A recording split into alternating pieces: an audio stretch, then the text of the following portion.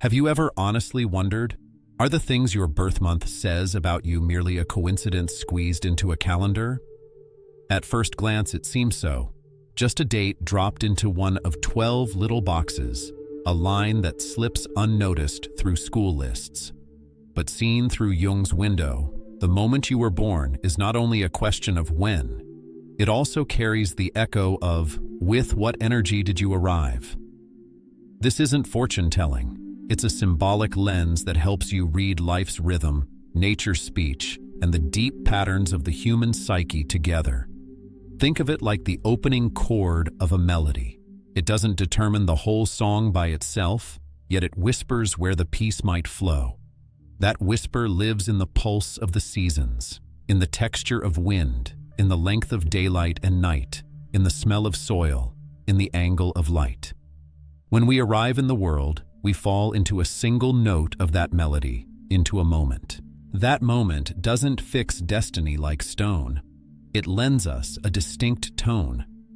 As you notice that tone, it becomes easier to understand why certain inner scenes feel so familiar, why you circle the same emotions, repeat the same mistakes, or feel certain doors always calling you.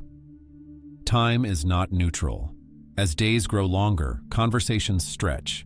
As shadows shorten, hesitation decreases. As days grow shorter, homebound talks multiply. With heavy coats, we sense our thoughts growing denser. These rhythms stroke our nervous system whether we notice or not. They tune our pace and nudge our decisions. Winter's inward quiet, spring's awakening, summer's broad daring, autumn's settled wisdom. Each season carries a psychological key.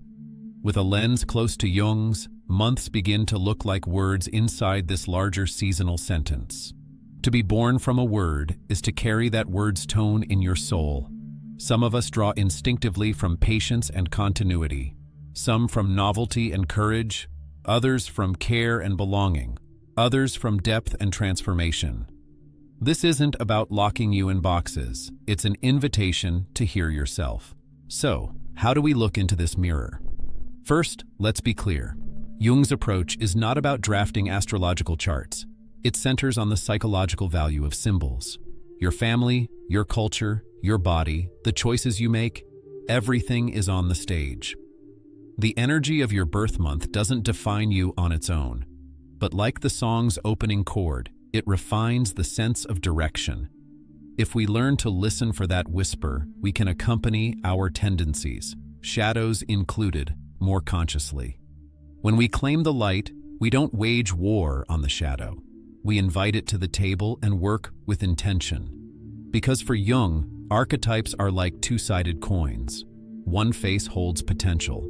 The other, when exaggerated, flips into loss through automatic patterns. To know yourself is to build a wise bridge between the two faces. Now, imagine this. Don't picture the day you were born. Feel the mood of the month you were born into. Was the light lengthening or shrinking? Was the air soft or sharp? Were people moving indoors or spilling into squares?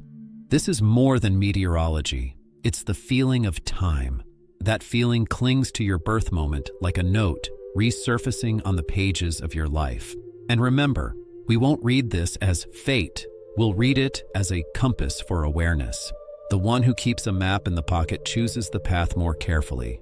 Listen to the time when the year begins bare. In January's cutting cold, streets thin out, windows fog, voices lower. To be born in such air often lends people, even at an early age, the habit of zooming out. They prefer setting direction to rushing. Their words don't arrive quickly. They steep. In a crisis, they don't retreat into themselves. They sink into depth, spreading a spine-like calm around them. Yet the shadow of this same tone can be dismissing joy as childish and postponing vitality. If you find yourself in this region, add one unplanned hour of delight to your week. A moment that doesn't have to pay off, that simply warms your spirit. Wisdom is not born of gravity alone. It grows where gravity and play stand side by side. As winter advances, a movement invisible to the eye appears in the air. February is when change hasn't reached the stage yet, but is preparing in the wings. Those who carry this month's tone set their gaze to the horizon and their mind to the possible. They imagine the unseen and sense the gateways leading beyond the usual shapes. For them, novelty isn't a whim, it's a breath. On the shadow side, gravity's tether weakens. Ideas sprout wings while small, concrete steps get postponed. Build a simple bridge. For every new idea, take one micro step within 72 hours. Send an email, draft a sketch, make a 3-minute trial. Vision takes root when it touches soil. Wings without earth scatter, roots without sky wither. Then the ice softens and water begins to move. March is the threshold where nature hums the word again. People born in this month have fine intuition and strong powers of renewal. Shedding a shell and starting over isn't failure to them. It's the rhythm's demand. But as compassion widens, boundaries can blur easily. Carrying other people's feelings in your own body can be exhausting. The remedy is a nightly mirror. 3 feelings, 1 need, 1 boundary sentence. Compassion expands with boundaries. Water sings when it finds its bed. In April, nature steps on the gas. Shoots split the soil. For those with this tone, the first step is not a fear, it's an invitation. They initiate, they lift, they take risks with a considered mind. Their courage is contagious, but speed is dazzling. Easy to let it overshadow intention. Impatience and quick anger can scorch. Before the big moves, do a 90-second body scan, take a short walk, and define a single sentence intention. Then move again. Energy gains strength with rhythm. Intention is the steering wheel of speed. In May, Earth grows heavy, maturing begins. This month's tone loves the tangible. Relationships that take root, routines that reassure, the smile of the senses. Building, sustaining, protecting, these come naturally. Yet the comfort zone can become an invisible wall. When change knocks, later becomes tempting. Add a modest 15% of novelty to your week. Walk a different route, taste a different flavor, spend time with an unfamiliar idea. Keep the roots. Let the branches reach for the sky. Trust stays alive when balanced with adventure. In June, the light is abundant, the wind quick. Curiosity grows wings. Those who carry this tone think fast and love to build bridges between people and ideas. They keep conversation flowing, link concepts, open new rooms. The risk is scattering and decision fatigue. The fix is mapping curiosity. Choose 3 master questions for the month and give only one of them 30 minutes of full focus each day. Bridges stand on sturdy columns. The power to choose is the most invisible virtue of connection. In July, heat rises, home, belonging, and memories gain value.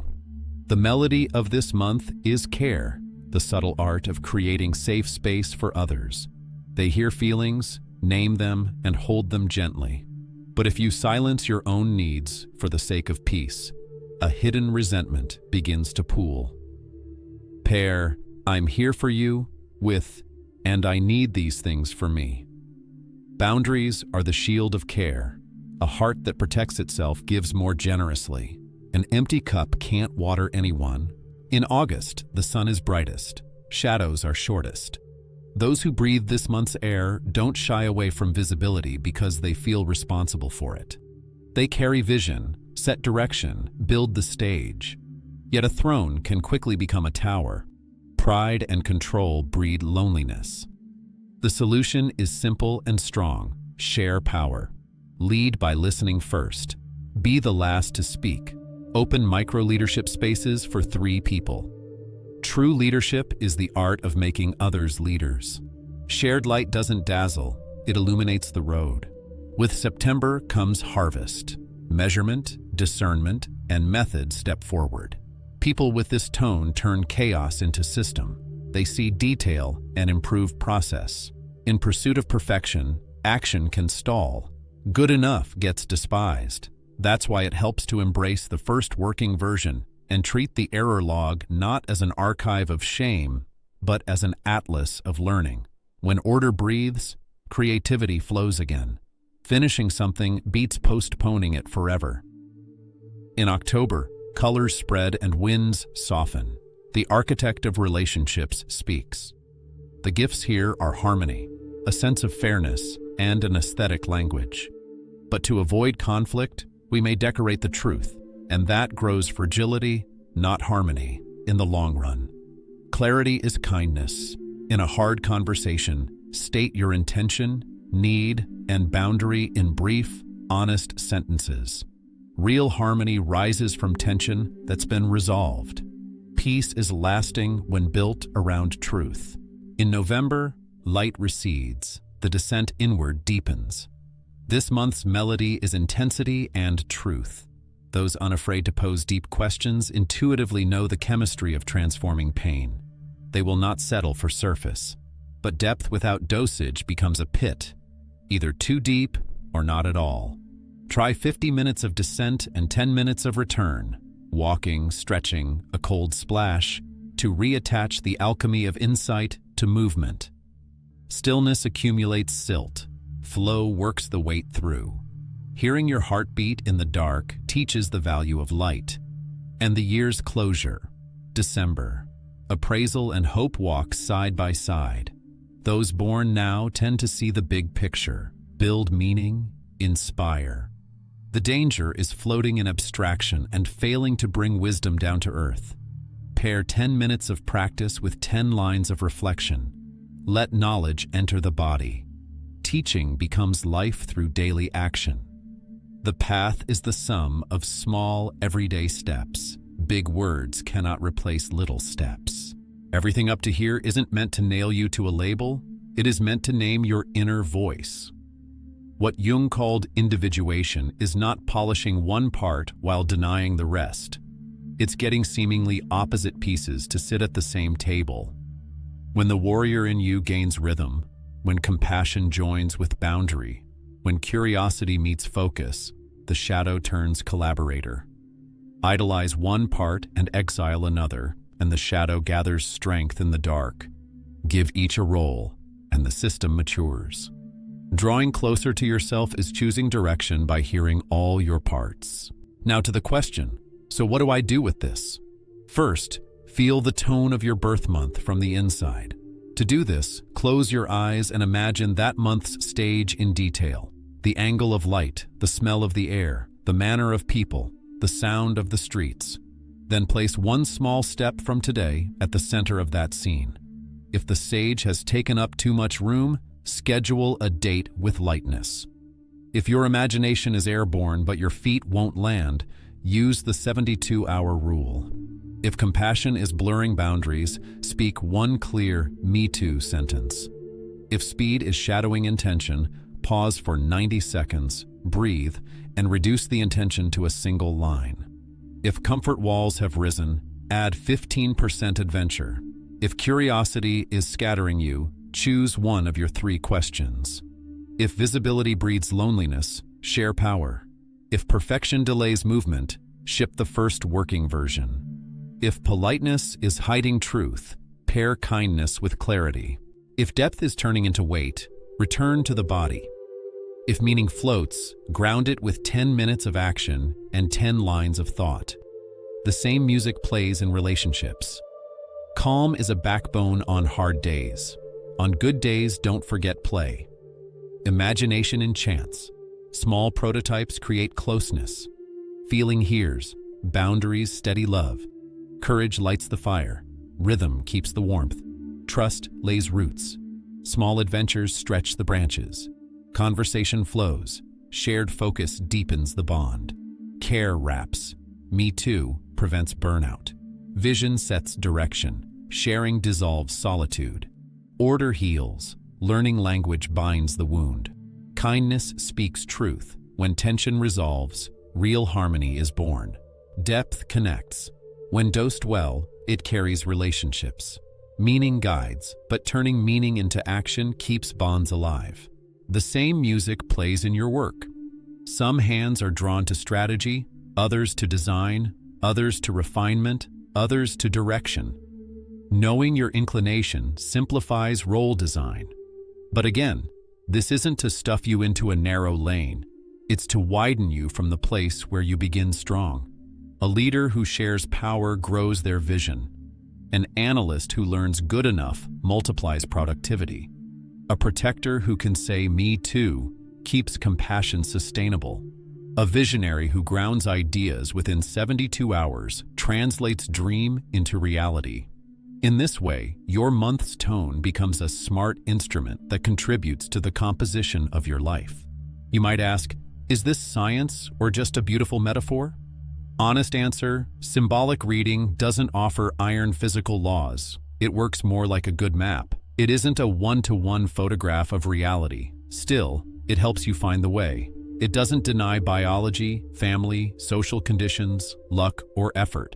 It adds a compass of meaning alongside them. The real value lies in the honest inner questions born while reading the map. Which tone is speaking in me right now? How can I nudge it toward balance?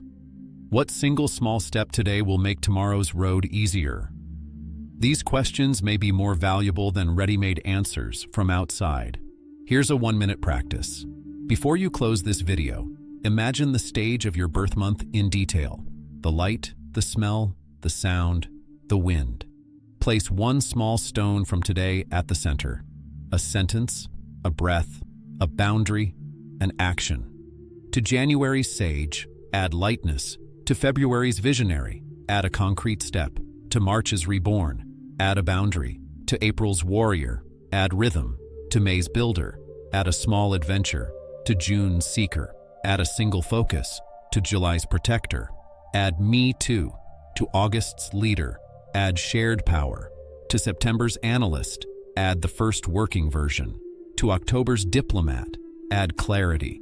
To November's alchemist, add dosage. To December's wise teacher, add 10 minutes of practice and 10 lines of thought.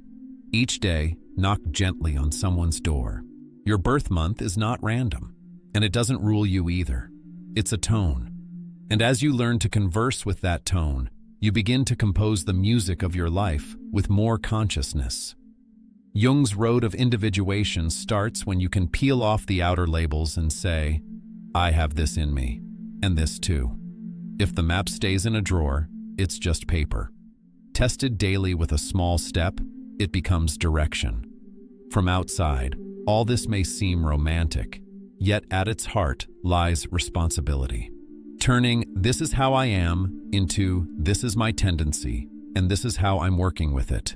Perhaps an objection rises here. All right, but I don't feel like I match these months at all. That objection itself can be a useful sign. Sometimes life stretches us toward the opposite of our birth tone, like a taut string. Someone born with January's sober stillness might grow up in an overly cheerful, chaotic environment. Then the inner sobriety armors itself for protection, while the outer display becomes a performance. Or someone born with August's visibility might be met with harsh criticism early and be pushed off stage. Then the inner urge to give direction hides in a shy corner. These conflicts hurt not because the tone is false, but because our relationship with it is bent. Healing comes from hearing the tone again, this time with yes and. Let me tell a small story. Aishi, born at the end of September, had turned achieving perfect results into a fixation. She wanted to fix every detail and couldn't hand in a file unless it was flawless. The analyst in her had given her order and quality, but its shadow was stopping movement. One day she asked herself, which piece of work, even at 80%, would increase flow in my life today? She shared that day's presentation at less than perfect. The catastrophe she expected didn't come. Instead, the team gave feedback. The idea grew. The work moved. From that day, she added the first working version rule to her company's meeting language. Did perfection vanish? No. It stayed, but it moved from the beginning of the process to the end. Another story is about Can, born in June. He loved handling 5 projects at once, connecting with dozens of people, jumping from idea to idea. His team called him the Bridge. But as months passed, decision fatigue set in. Waking up tired, he tried mapping his curiosity. He wrote 3 master questions for the month and gave only one of them half an hour of full focus each day. Curiously, his total load didn't shrink, but when his shattered attention recollected, the tempo of work flowed more evenly. Bridges stand because columns stand. Curiosity's column is focus. Mira, born in November, swayed between the extremes of too deep and not at all. She plunged into everything with full weight, then burned out. I told her alchemy loves movement. She spent 50 minutes stepping out of daily life to write, cry, and think. Then 10 minutes walking, swinging her arms, changing her breath. This small dose adjustment opened a window inside the depth. Pain, when joined to movement, gives strength. Left alone, it accumulates residue. This symbolic map speaks in relationships too. July's nourishing care wraps a bond, but every sacrifice without a me too can curdle into quiet resentment. January's calm is a backbone on hard days. On good days, forgetting play makes joy feel foreign. August's visibility builds a stage. When power isn't shared, the other stands in shadow. October's courtesy polishes the bond. Courtesy that hides truth breeds fragility in the long term. Each of these tensions can be eased in one sentence. Clarity is kindness. When clarity meets kindness, peace has a foundation. The language of thresholds on the calendar matters as well. March and September are nature's 2 great acts of balancing. Day and night meet as equals for a moment. Their melody is the conversation of opposites. In a relationship's critical moments, March's whisper of again and September's call to measure, help. First a breath, then a sentence, then a small step. June and December are the solstices, the crown of light and its deepest well. Their symbolic lesson is to know yourself at the edges. What happens when I become too visible? Or, what gets lost when I withdraw too far? These questions are inner dials that tune behavior. Let's return to the months, but now as one continuous river. The walk that begins with January's clear bareness winks at the horizon in February's subtle stirring. March's melting snows help the water in us find its bed. April's surge moves the stones. May wants movement to become safe structures, rooms with a scent, work the hands recognize. June opens pathways among those structures. Words and people connect. July asks that the cups stay full, so a tired shadow won't fall across the bonds. August reminds us to share the stage of light. September arranges the scene. October lets hearts hear one another. November tries to turn inner matter to gold. December gathers the whole journey under the umbrella of meaning. Seen this way, the story of the months looks for an answer not only to who am I, but also to what am I becoming? One of the most practical ways to bring this story into everyday life is the rhythm notebook. At the top of each day, write the day's main tone. Monday, lightness for January's calm.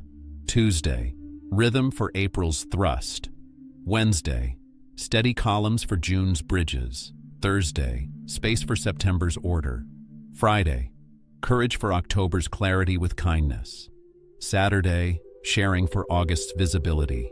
Sunday, permission to rest for July's care. This isn't a rigid program. It's an inner radio that fine-tunes the day's intention.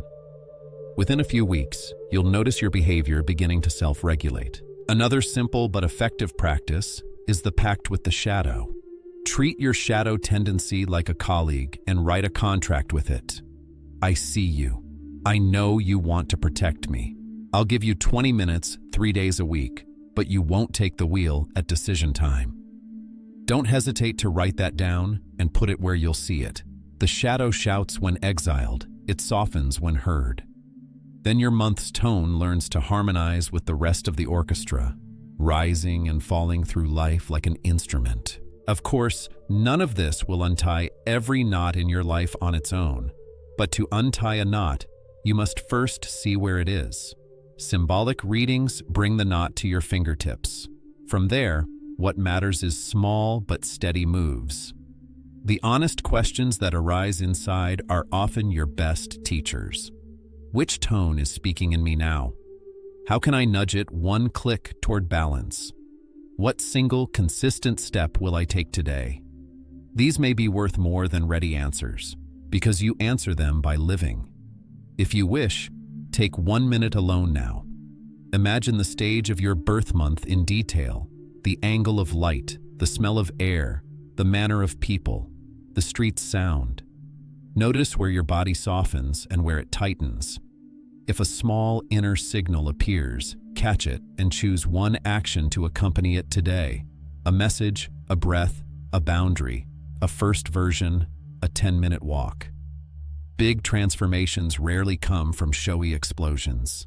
They are the quiet sum of small but persistent steps. From outside, all this may sound romantic, but don't confuse it with romance. Its spine is responsibility. Symbols are not there to hand us excuses. They make responsibility portable, turning "this is how I am" into "this is my tendency and here's how I work with it." That's where real change begins. What Jung called individuation isn't ripping off labels and falling into a void. It's gathering your parts and giving them conscious roles. Claim your light, make peace with your shadow, set your rhythm. Each is a step in the same honest walk. I'd like to end with an invitation. If this account cracked open a small door in you, stay with it. We're not chasing shallow motivational slogans here. We're following honest questions. Each episode, a new symbol, a new mirror, a new practice. The language of dreams, the gift of the shadow, the unseen contracts of relationships, the rhythm of success, the teachership of solitude, all lead to the same place. Draw closer to yourself. The closer you come to yourself, the closer you come to the world. And the closer you come to the world, the more ways you find back to yourself. Now take one more deep breath. Hear the opening chord of your inner song. Turn your face toward the wind of the month you were born into. Place a small stone under that wind today. Maybe a single line in the corner of a notebook. Maybe a 3-minute voice note on your phone. Maybe a "me too" to someone. Or the first working version you've postponed for too long. The map is yours. The direction is yours. The path opens right now. Begin to walk.